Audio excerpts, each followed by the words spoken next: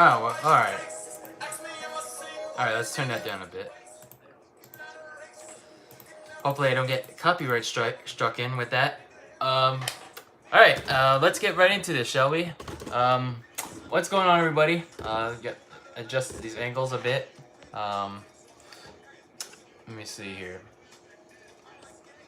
I gotta adjust the lighting. How's that? Adjust this. Okay, there we go.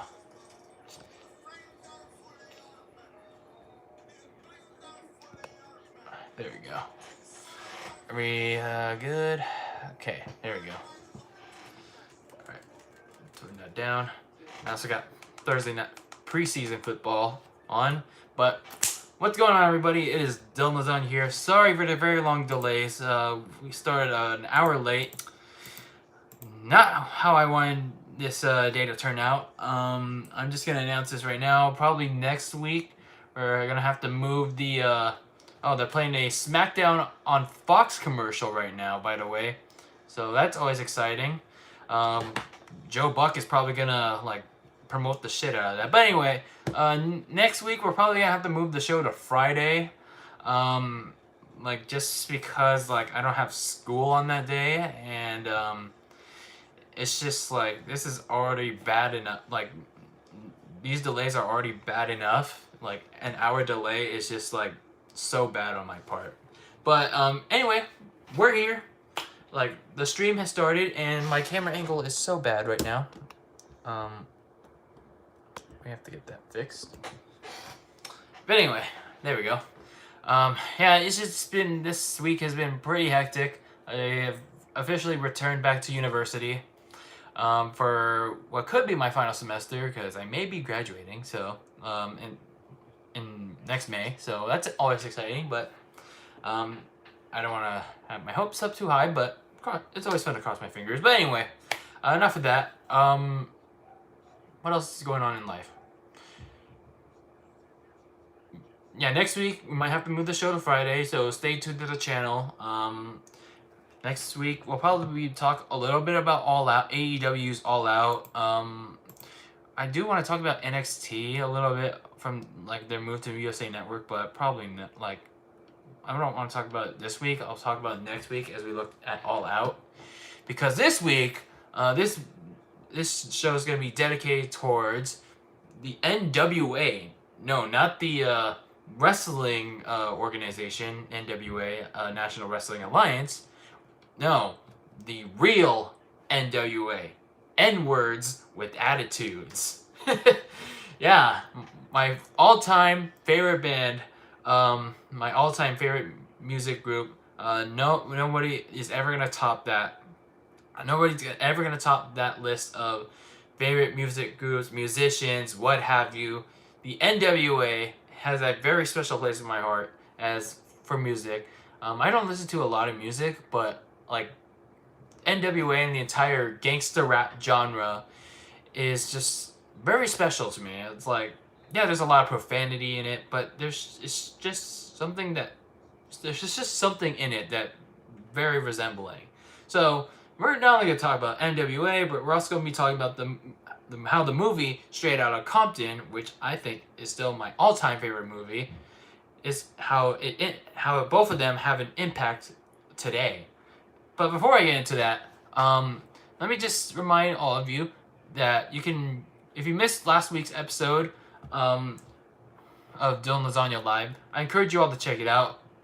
I did a interview with my good friend Sam, aka Unhinged Heel. So go check out that episode. It was a very fun interview. We talked a lot about wrestling. We talked about Sam's graphic designs. Go follow him on Instagram at Unhinged Heel. You can also find him on Twitter at I am Unhinged Heel.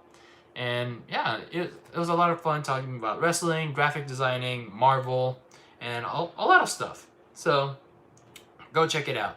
Go check out last week's episode on the channel. But for this week, we're going to be talking about wrestling. Not wrestling, sorry. My brain is not there right now because it's just been so busy. The N-word, the dudes with attitudes.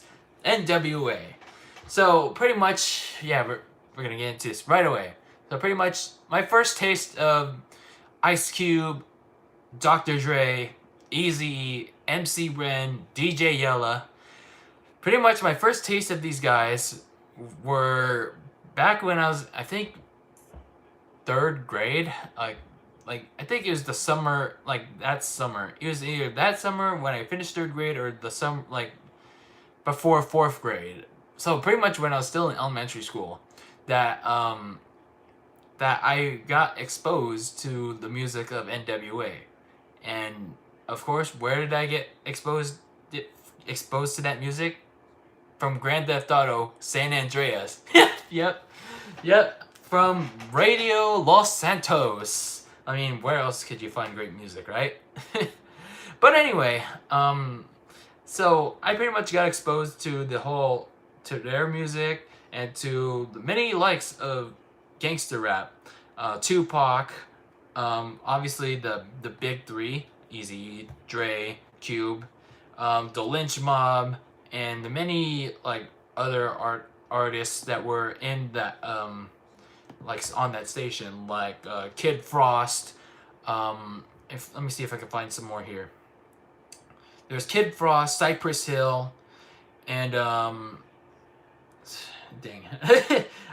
Too Short, Compton's Most Wanted, Above the Law, the Lynch Mob, the DOC.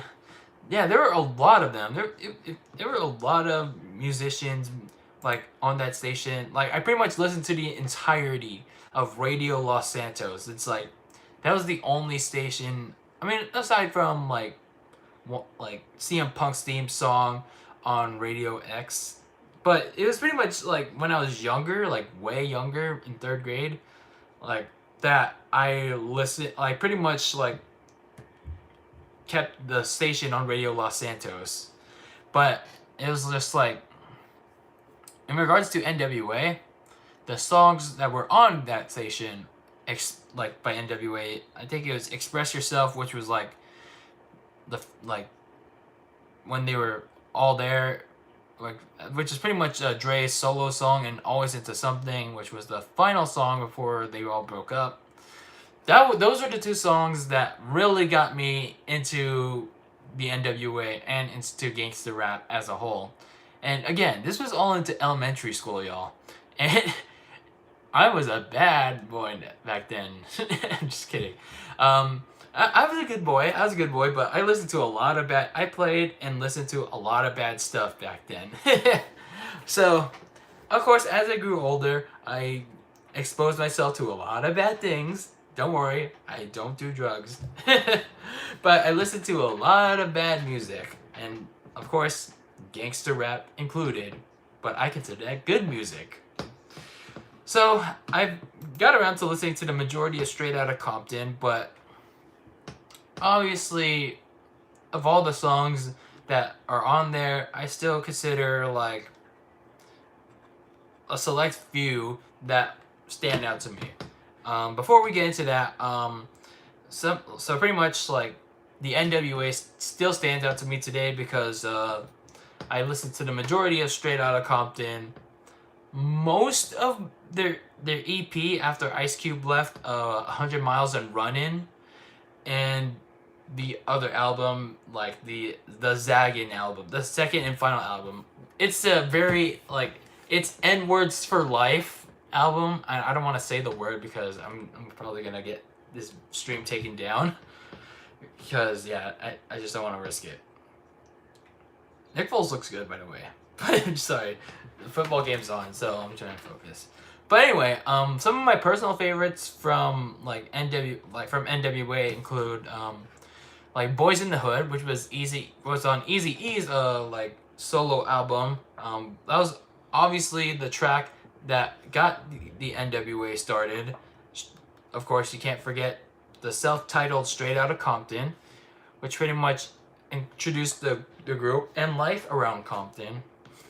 And who could freaking forget the symbolic song that, even though it's kind of sketchy to this day, but it's pretty like significant. F the police. F the police. During that time, like it was in like the late '80s, like in racial injustice, racial profiling, police brutality, all that stuff. It was like as high as it's reached the highest point it's ever been. I mean, I don't follow. Again, I'm apolitical. I don't really like politics and all that, but like the '80s were like a really big time, like that. There's just so much racial discrimination, and I think it really peaked when the LA riots happened with the Rodney King thing, with the Rodney King trial, where it's like those four police officers brutally beat him and they weren't guilty of it. So, and then the Los Angeles just went to full like beast mode and just destroyed the city. So pretty much, F the police was like pretty much like just like roasting the police pretty much, and then like they did it so bad that they received a letter from the FBI, literally, expressing their disapproval. But this just made them more popular than ever. More songs include "Gangsta Gangster." I didn't really care too much about the song, but it was just more about like the like Dre's like Dr. Dre's like production throughout the song. The beats were like really good. Express Yourself is pretty much a message about free speech, but it also showcased like Dr. Dre's like solo skills like behind the mic, but it was pretty cool. That's pass interference, yo. Other songs include Dope Man, 100 Miles and Running, which was pretty much a diss towards Ice Cube. And of course, Always Into Something, which of course was, in GTA San Andreas. But also, it pretty much majorly showcased and like broke through Dr. Dre's skills at G-Funk. If you don't know what G-Funk is, like, as a casual like gangster rap listener, it's like a slower it's like a slow. They use like synthesizers, but at a slower pace and introduce slower grooves. There are a lot of cool artists that I listened to back in like a lot of cool artists as well, like the DOC, Tupac, Too Short, the Lynch Mob, Bone Thugs and Harmony. So there are pretty much a lot of them. So it was a pretty good time for gangster rap back in the 80s and 90s. But it's like as I got older, it was just like as I got older, it's just like to the point where I am at now. It's just like the harsh reality of both the N.W.A. and gangster rap. It's just like it was kind of disturbing to find. And I found this out through for the N.W.A. side. Touchdown. But anyway, sorry, I keep getting sidetracked here. D.D. Westbrook. But anyway, so I fortunately found out that through both the movie and in real life of how the N.W.A. broke up and why they lasted very little. But first, let's go back in time, because that's what the theme of the Grand Prix of Cash Team Racing microtransaction fueled is. But we're not discussing that today. We're talking about N.W.A. Let's first start with how they got together. And I don't know, like when I was doing research for this topic, it was like there are like a lot of conflicting like reports or a lot of conflicting notes of how they got together, because the movie, like comparing the movie to the research I did, it didn't really like match up.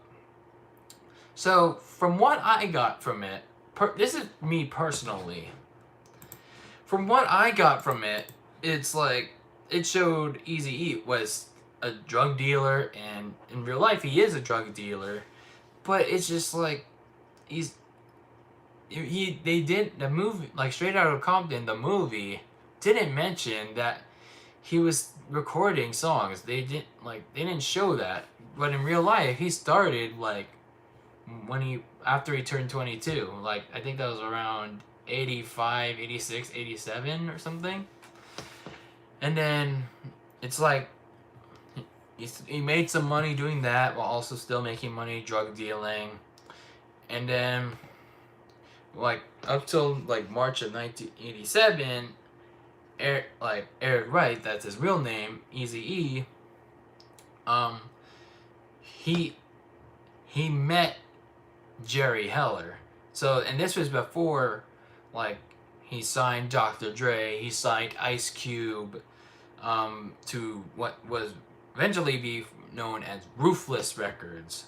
So Eazy-E, Jerry Heller, the manager that would eventually be the manager for N.W.A, which ironically, Jerry Heller managed Dr. Dre and Ice Cube's world-class wrecking crew and the crew in action, the CIA, respectively.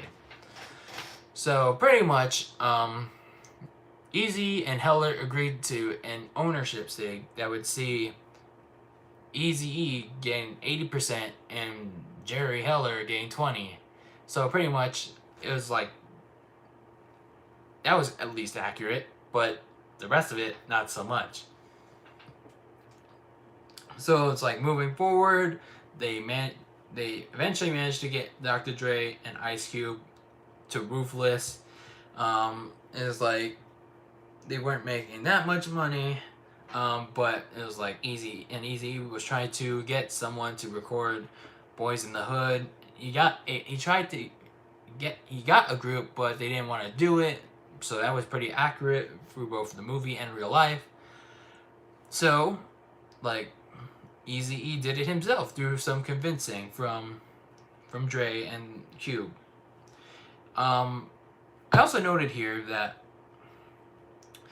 like, a dude named Arabian Prince, like, initially, like, was one of the first members there, but it was like he left due to royalty like issues, and this was after Ice Cube like came back from studying.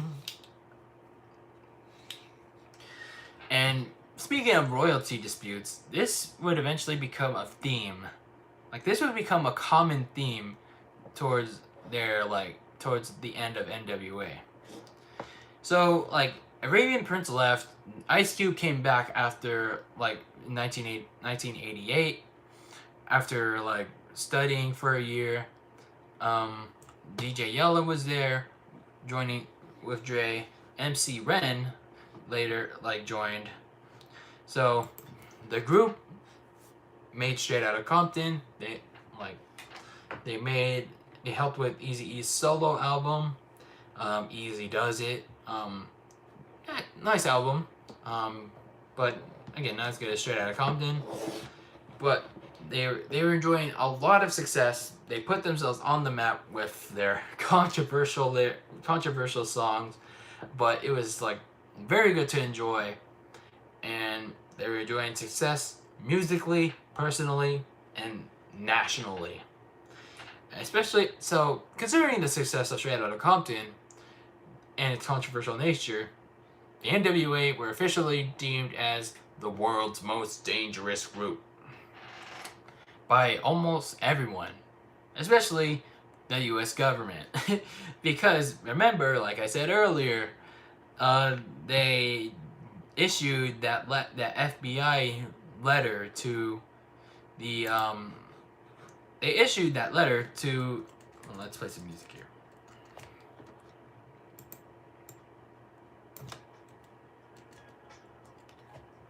They issued that letter to the N.W.A, like a warning that we don't like this music. But that made them even more popular. So, moving forward, like, they were deemed the world's most dangerous group, so much that the Detroit Police Department forbade them from performing F the police. But they did it anyway. And they got arrested. Some balls. And unfortunately, that was their last great memory together. And this is where I kind of get sad and a little disappointed at the same time because of how they broke up.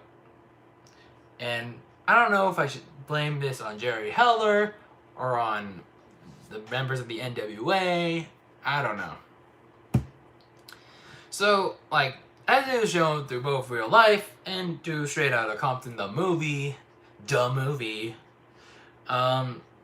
the cracks started to form when the manager, Jerry Heller, was hired, and he started to favor Eazy-E over the other bandmates, even though it was pretty much like Eazy-E's company. And, like, I don't know if it was Eazy-E, like, or Jerry Heller was paying them less, but Jerry Heller was pretty much favoring, like, Eazy, and he was catering to him. Like, he was giving him various luxuries that the others, like MC Ren, DJ Yeller, and at the time, Dr. Dre and Cube, they all couldn't afford.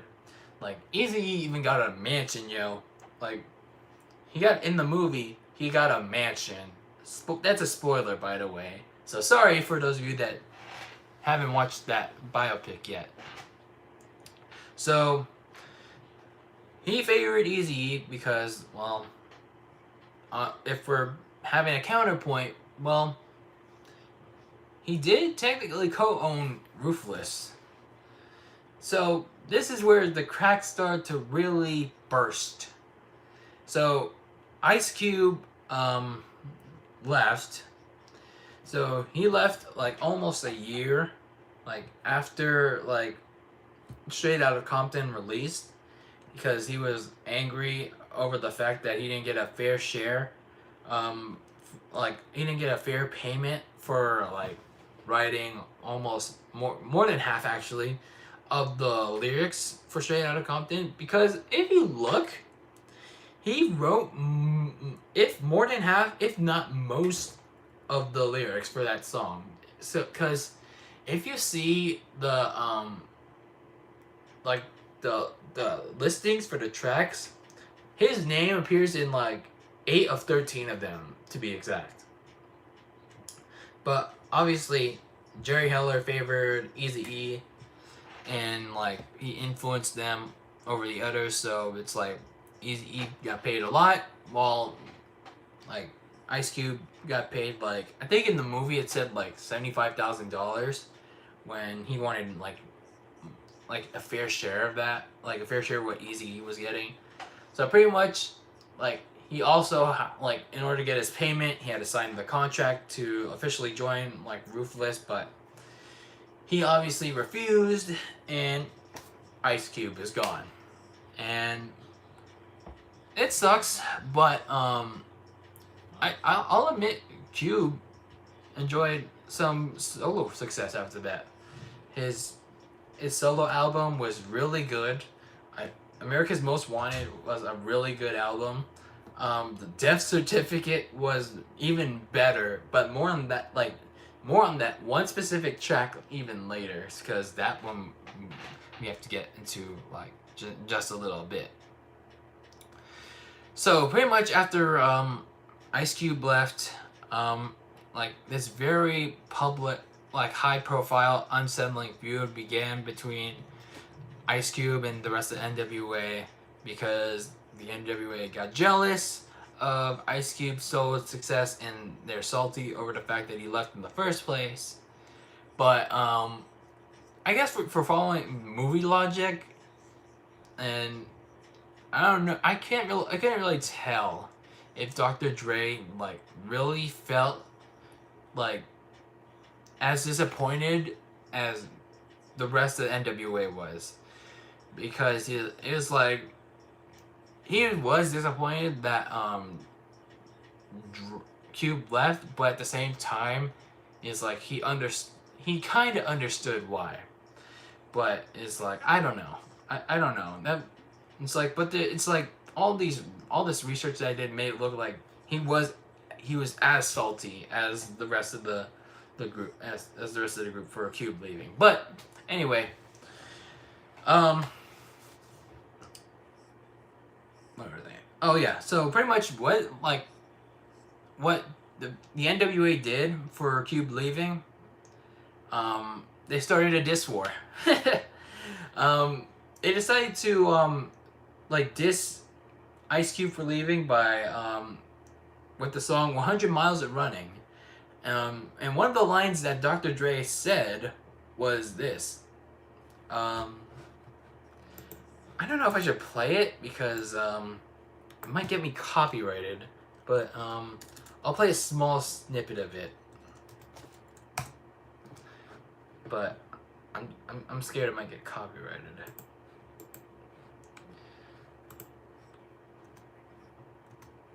Let me see.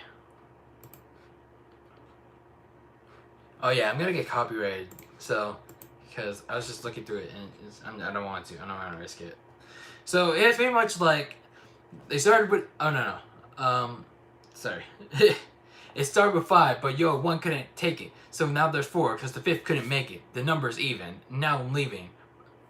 So that obviously references not only Cube's departure, but my terrible rap skills.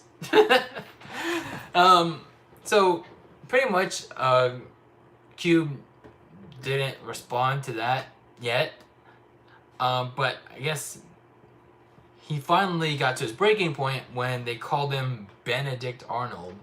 And I finally figured out who that dude was. I guess he was like a traitor and like during like the I don't know, like when the American were fighting the British in a war back in the 1700s. So like they called him Benedict Arnold in one of the songs, and I think it was in their second album, or no, in their I think it was in that EP in their EP. So Ice Cube decided to respond in what I still think is the best diss track in all of music, and to this day I haven't heard a single diss track like out there. Freaking No Vaseline, bruh. No Vaseline. Pretty much a full-blown tirade exposing the entire group for what Ice Cube believed they were, especially Eazy-E and Jerry Heller. Now, like, I know it's like he said some things about Dre, like, and y'all have to stick to producing, and he called MC Ren a bunch of shit, but it's like Eazy-E and Jerry Heller, he spoke the truth about them. It's like, I understand that Eazy made some pretty good music, and it's like, but later it's just like self-parody and all that. But to think that he was able to sell enough drugs to start up Ruthless, and then he allowed himself to like get taken advantage of by Jerry Heller in the end, it's just kind of baffling to me, you know. But it was just like this song was not only the embodiment of Cube's breakout in his career, but it pretty much ended the N.W.A. It pretty much tore them apart. And it's like, I'm sorry, it just tore them apart. Or was it? Because it not only tore them apart, but it tore them apart as bad as whatever interception Nick Foles just threw. I'm sorry, I have to turn this off. I'm getting like sidetracked by this game. So pretty much, let me incorporate the movie a bit like into here, because this is where like some of the details get kind of funky into real life. So it was like they listened to No Vaseline. Some time passes on.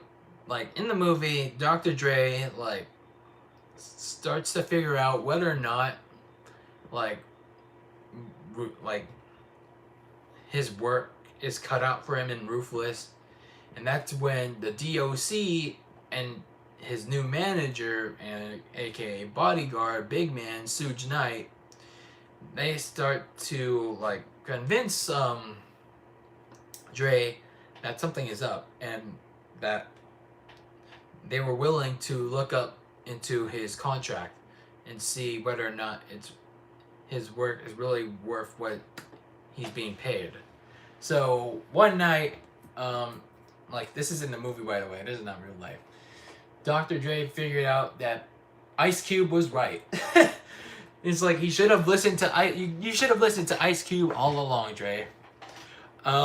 He pretty much figured out that Ice Cube was right, that Jerry Heller was pretty much like underpaying them, and that like Eazy-E was allowing Jerry Heller to underpay all of them, but Eazy-E pretty much had the fame stuck to his head, and he pretty much had Jerry Heller under his control. Like he pretty much let Jerry Heller take control of him, and he couldn't be convinced to he couldn't be convinced by Dre to fire Jerry Heller. And after that, Dre left to start Death Row Records with Suge Knight. And after that, it was pretty much like in the movie, it pretty much showed like off like what like Dr. Dre, how Dr. Dre's solo career went, and pretty much more of Ice Cube. Yeah, it's pretty much like after that is the Dr. Dre Ice Cube show, and a little bit of Eazy-E, and that was kind of disappointing because what the movie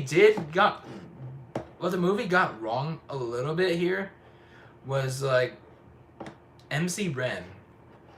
It's like, what did MC Ren do? Like, yeah, people could say it's irrelevant and all that stuff, but it's like, come on, yo, we could have at least gotten some scenes in there. We could have gotten some scenes. It's like when we eventually did get to see MC Ren, like when Eazy-E had to downgrade houses, like in, like what 1993. It still showed that he was like, yeah, he was still recording, like he was still,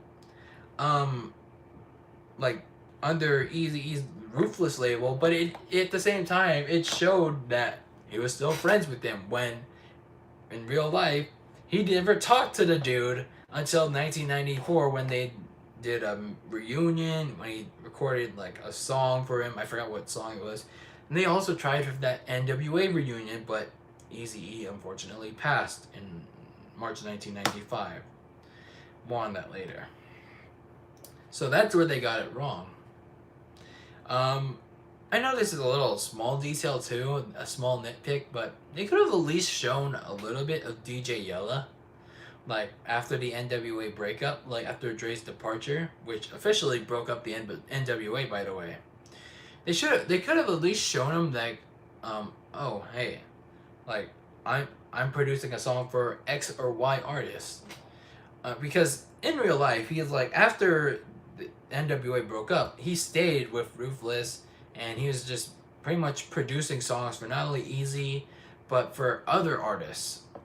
But they could have like at least shown like him doing that. It's like, I know the whole focus on that movie and pretty much all of N.W.A. was on Dre, Eazy, and Cube, but they could have done a little bit more accuracy with it, you know?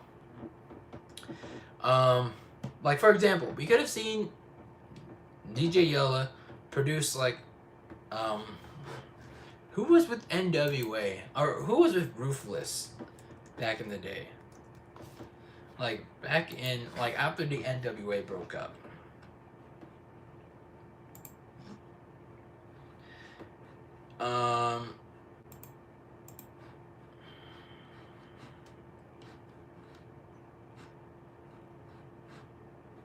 Let me see. 1992.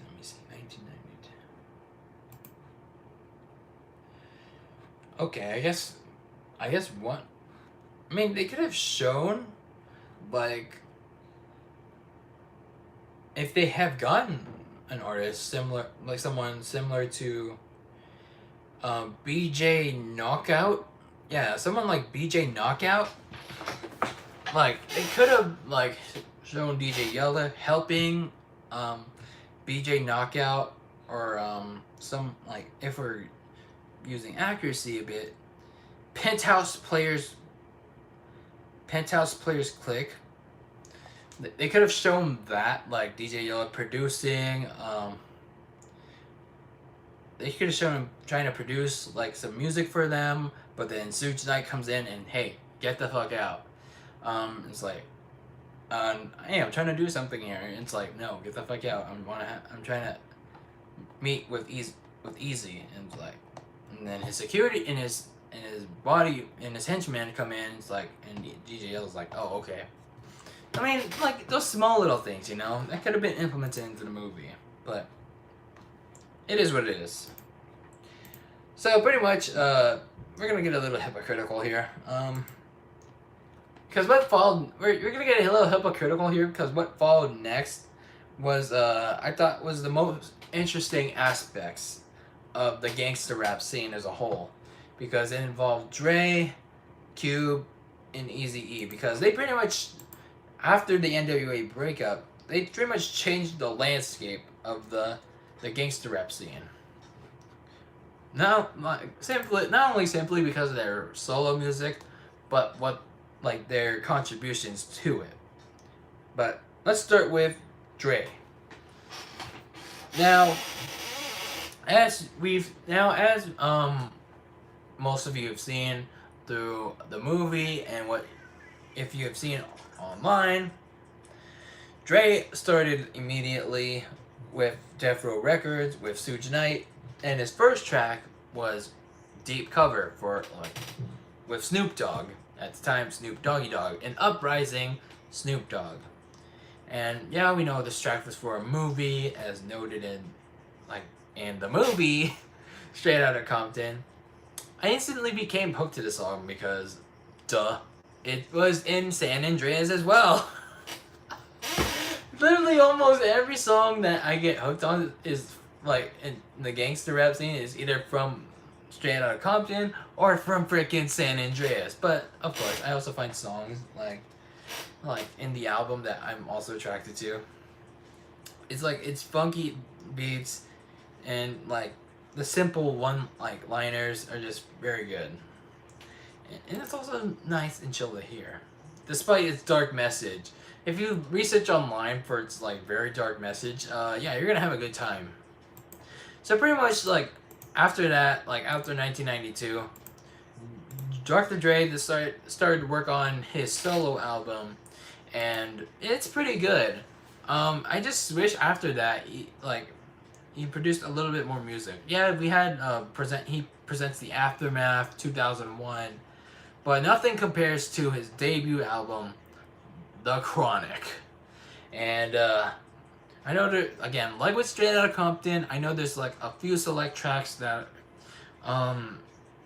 stand out. The Chronic is a true, pure showcase of Dr. Dre's skills. And this album brought him to the top. But unfortunately, it kind of brought him a little bit back down. So the song that obviously stood out to me was Nothing But a G Thing. And of course, it's still popular to many people to this day. And of course, we had F with Dre Day, which included a diss to Eazy-E, or in the music video, he was called Sleazy. Was it Sleazy-E or whatever? But yeah. So after The Chronic, Dre focused less on his own music and was pretty much just helping. He was putting other musicians over, wrestling lingo. He was helping produce other musicians' work. He's more of a behind-the-scenes guy at this point. That was shown through both the movie and in real life. And as it was shown at the end of the movie, he's pretty much helping the likes of Snoop Dogg, Tupac, and at the end of the movie, when he later formed Aftermath, the most notable one of all was N.W.A. from Detroit. So when your most notable signee was N.W.A, you know you made it. And not only just N.W.A, but if we're talking modern, Kendrick Lamar. So to this day, Dr. Dre is still very successful, even if he's more behind the scenes and he's doing like entrepreneur stuff like beats with Apple. The dude's got a lot going on for him. So, and like, keep it up, man. Keep it up. Now, let's talk about Ice Cube. Now, after Death Certificate, after that big tirade on the N.W.A that led to that he decided that he pretty much destroyed the N.W.A to the point where they broke up. He obviously maintained his own success in the gangster rap industry and the rap industry as a whole. I mean, obviously, it wasn't as successful as Dre's breakthrough, but I mean, he was still there. Like, he was still steady. And is at this time, he was I'd say more outspoken, and rightfully so, because it was at a point in time where, again, as I mentioned earlier, the Rodney King incident, and people were still talking about like how Ice Cube is very outspoken. He's talking about this, he's talking about that, but he just wanted to talk about the Rodney King beating, but people just didn't want him to talk about that. So again, the Rodney King incident involved a bunch of police officers beating him down at night. There was security camera footage that caught that, and those officers were not guilty, and the streets of LA whole city of LA just went crazy over the ruling in 1992. And during that time, like, I think, no, out in the aftermath of it, Cube released his other album, the sequel to Death Certificate. I think it's called what was it called? Oh, The Predator. So pretty much like his single, which was called Wicked, it pretty much reflected his perspective on the LA riots, as well as the songs that I'm more aware of, Check Yourself, and It Was a Good Day. Now, he did have a fourth solo album, Lethal Injection, which my notable song from it was You Know How We Do It. It wasn't as successful, but it was still there. Like, it was still like slightly there next to his previous albums. It was during this time that Ice Cube decided to try his hand at writing films, especially after he starred in Boys in the Hood. So the very first film he wrote was one that involved him and Chris Tucker. Friday. Damn! So that was a very funny film, but unfortunately that led to a bunch of not as funny sequels. And then he went on to star in a bunch of cool other films like Barbershop and was it Ride Along and Triple X, whatever it is. So even though he's not producing as much music as he is now, Ice Cube is still like maintaining his own success. He's climbing up in the ranks of film writing, film producing, and he even has the big three. The big three. It's like doing like very well. So not only is his endeavors doing well, but Ice Cube himself is doing well for himself. So let me see the chat here.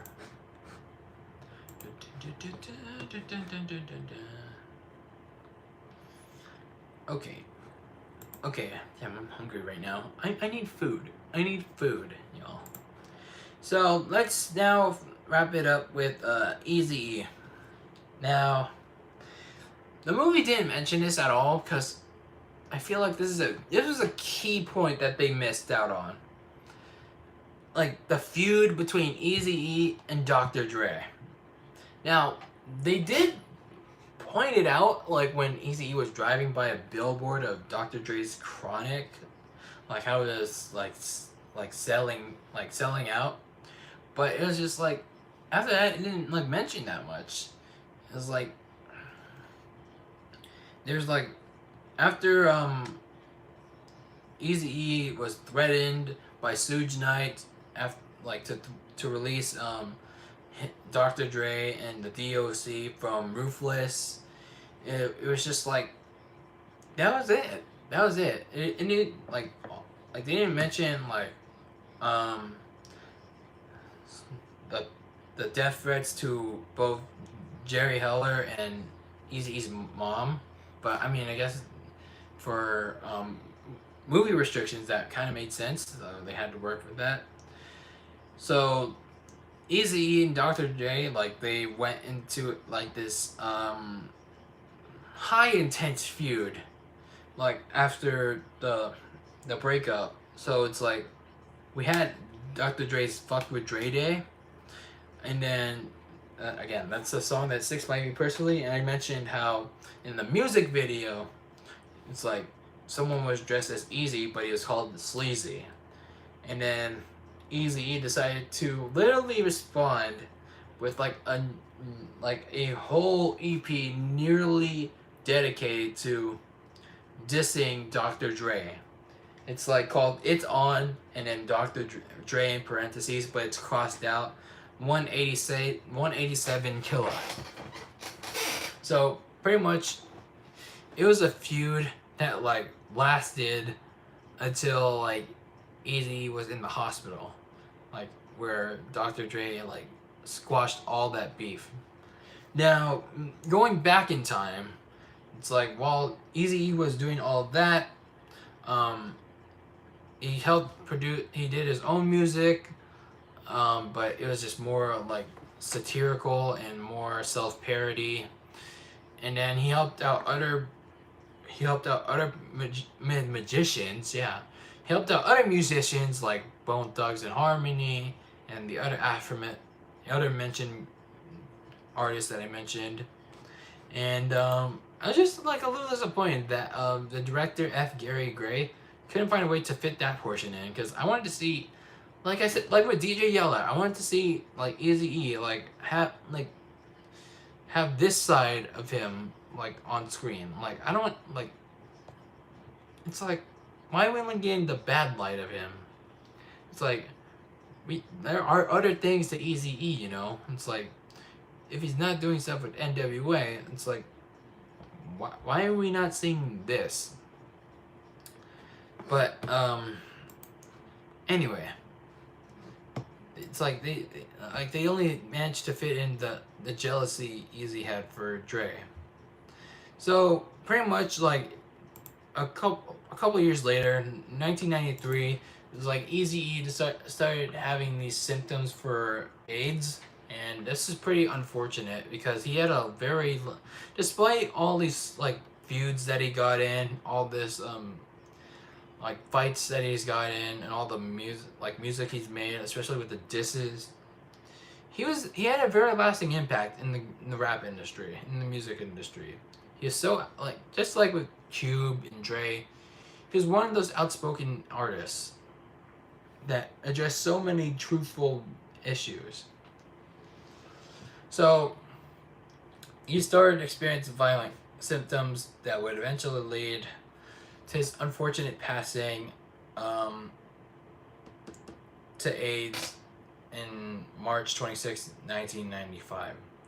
So again, to this day, his impact in the music industry remains at large, along with Dre and Ice Cube and the entirety of N.W.A. So overall, the N.W.A, it's like still holds the top spot as my all-time favorite music group, musician, whatever we want to call it here. Their music, their messages, the lyrics, the beats, they still stand out. It's like, I know they can't put it on the radio or even Sirius XM, but it's just like, they still stand out, and they still reflect to some of today's social issues, some of the many problems in today's society. It's like dang, it's like there's a message to this. There's that this may have happened in 1980 something, but this still easily freaking reflects to the modern day. And in regards to the movie, sure, there may have been a little bit of historical inaccuracies, but they presented almost like, with the exception of MC Ren and DJ Yeller, they presented everybody well. They presented Dre, Cube, Easy, even Jerry Heller with excellence, and that movie still my top spot of all time favorites. Now, again, as a closing thought, N.W.A. didn't last as long as they wanted them to, but they set off a legacy full of not only great music and messaging to address not only the problems of that era, but to this era, but also they helped aspiring musicians today. They are currently an influence to today's musicians. So there's that, and they're also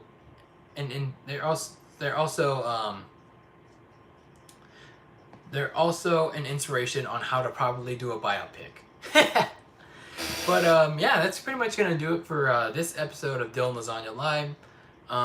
I do apologize again for the many delays that this week's show had ran into. Hopefully next week we don't run into those same issues. There's just so many errands that I had to so many last minute errands that you can sometimes never avoid.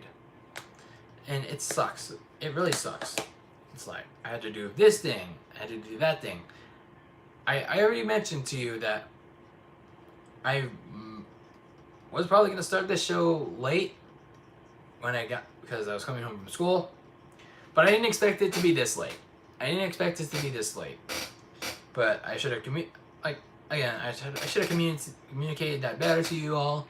But hopefully next week we start on time.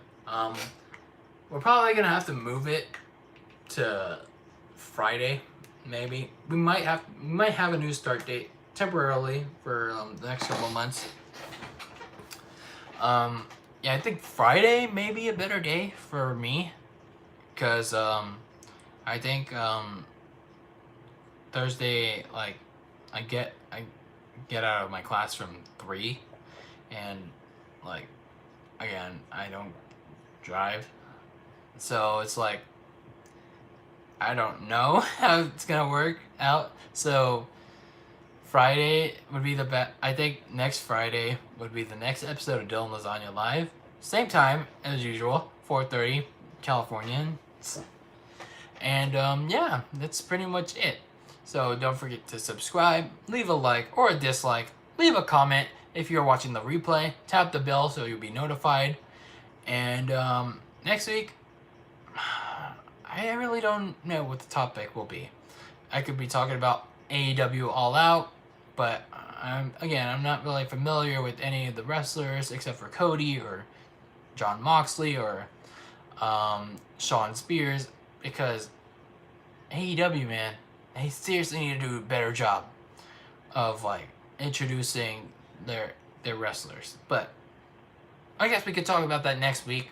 And the big move of NXT to USA Network, along with a variety of other topics that may come up from this point onward to next week, that I can also add into next Friday's show. So again, next week's show will be on Friday, and the shows following that will probably also likely be on Friday from this point onward, until maybe December, maybe when I can start doing Thursday shows again. But yeah, so if you all anticipating Thursday show next week and this point on, Sorry. It's gonna have to be on Friday to accommodate me. So, again, thanks for watching, and always be delicious. I will see you all next time, and I am out.